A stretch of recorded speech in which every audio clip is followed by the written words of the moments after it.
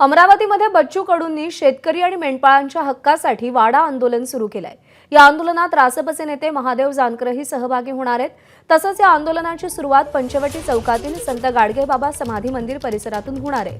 काही दिवसांपूर्वी बच्चू कडू यांनी राज्य शासनाला शेतकरी आणि मेंढपाळ यांच्या काही मागण्यांसंदर्भात अल्टिमेटम दिला होता। मात्र शासनाने दोघांच्याही मागण्यांकडे पाठ फिरवल्यानं अखेर शेतकरी आणि मेंढपाळ यांना सोबत घेऊन बच्चू कडू हे अमरावती विभागीय आयुक्त कार्यालयासमोर वाडा आंदोलन करणार आहेत।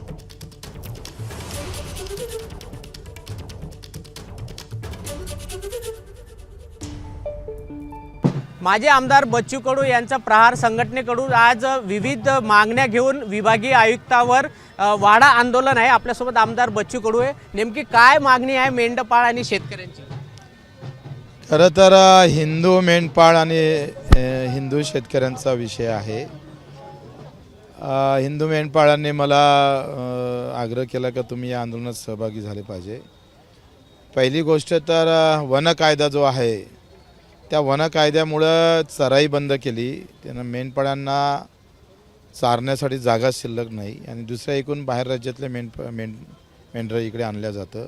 इकडे चराई बंद आणि दुसरे बाहेरून येणारे मेंढरं, त्याच्यामुळे मोठी गोची झाली। घराचा पत्ता नाही, मेंढरा मेले तर विमा नाही, शिक्षणाचं वाटोळं झालं आणि मग अनेक गोष्टी पावसाळ्यात तर। आणि दुसरी गोष्ट तपासण्या होत नाही। वन कायद्याच्या काही गोष्टीमुळे मेंढपाळांच्या हजारो मेंढ्या एकाच वेळेस मरण पावतात। आणि दुसरं आहे पीक कर्ज। देवेंद्रजी फडणवीसनं सांगितलं की आम्ही कर्ज माफ करू आणि आता जानेवारी, फेब्रुवारी, मार्च हा कर्ज वसुलीचे दिवस आहे, कर्ज फेडण्याचे दिवस आहे। आणि या काळात जर निकष आणि स्पष्टीकरण जर दिलं नाही कोणतं कर्ज माफ करणार आहे, कोणत्या वर्षाचं करणार आहे, तर हा एक संभ्रम जर मिटला नाही तर 31 मार्चच्या आत जर कर्ज भरलं नाही तर 3% केंद्राचं व्याज माफ होतं आणि राज्य 3% करतं। या व्याजमाफीला शेतकऱ्याला मुकावं लागेल, पुढच्या वर्षी कर्ज भेटणार नाही। कालच कृषी मंत्री कोकाटेनं म्हटलं की आमची आर्थिक परिस्थिती बरोबर नाही आहे, आम्ही 4-5 महिन्यानंतर कर्जमाफीची घोषणा करू। तर अशा प्रकारे जर झालं तर बँकिंग क्षेत्र मोठ्या प्रमाणात प्रॉब्लेममध्ये येईल आणि शेतकरीसुद्धा पुढच्या वर्षीच्या कर्जाला मुकावं लागेल अशी अवस्था आहे आणि म्हणून हे आंदोलन आहे।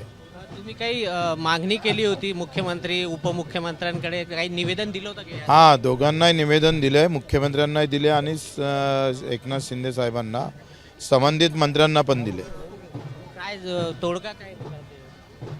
मला असं वाटतं का एकंदरीत सध्या सरकारमधली जे तानाशाही आहे त्याच्यावरून त्यांना आंदोलन दडपण्याचा प्रयत्न काय होतं आहे आंदोलनातून म्हणजे जास्त झालं, त्याच्या मागण्या महत्त्वाच्या वाटत नाही। ते जर त्या आटोक्याच्या बाहेर जाईल तर मग आपण बोलू, अशा भूमिका असतात सरकारच्या, ते सध्या दिसतं आहे। बच्चू कडू पूर्वी आंदोलनांनीच खूप मोठे झाले, कारण तुमचे आंदोलन खूप हटके असतात। तुम्ही म्हणूनच राजीनामा दिला दिव्यांग, कारण तुम्हाला आता आंदोलन करण्याची आंदोलनानं मोठं झालं नाही, आंदोलन बरेच लोक करतात। आमचं आंदोलन जाती धर्माच्या पलीकडे जाऊन हक्काचे आंदोलन आतापर्यंत आम्ही केले। जिथं सर्वसामान्यांचे हक्क डावलल्या जातं त्याच्यासाठी आंदोलन केले। त्याच्यानं राजीनामा हा वेगळा भाग आहे। दिव्यांगांसाठी साधा यांनी मानधन तर वाढवलंच नाही, अजूनही 4-4 महिने झाले त्या 2 पाय नसणाऱ्या, 2 डोळे नसणाऱ्या अपंगांना 4-4 महिन्यानंतर उपाशी राहावं लागतं, बिस्किट खाऊन राहावं लागतं आणि वेळेवर मानधन भेटत नाही। अजितदादासारखा अजित पवार त्यांनी सांगितलं होतं का 5 महिन्याच्या 5 तारखेच्या आतच आम्ही मानधन देऊन नाही दिलं तर वित्त सचिवाचा पगार थांबू, हे विधानसभेत बोलले होते, पण दादाचा वादा काही पुरा झाला नाही। आज काय इशारा देणार सरकारला? सरकारला आम्ही इशारा द्यायल्यापेक्षा त्यांनी आमच्या मागण्यावर लक्ष घालावं। याच्यात राजकारण आम्हाला करायचं नाही आहे, तुम्हीही करू नका। पोलीस बल वापरून तुम्हाला जर हे आंदोलन थांबवायचं असेल तर त्याचे परिणाम चांगले होणार नाही। हे होते माजी आमदार बच्चू कडू। कॅमेरामॅन अमोल देशमुखचा प्रणय निर्माण, एबीपी माझा, अमरावती। एबीपी माझा, उघडा डोळे बघा नीट।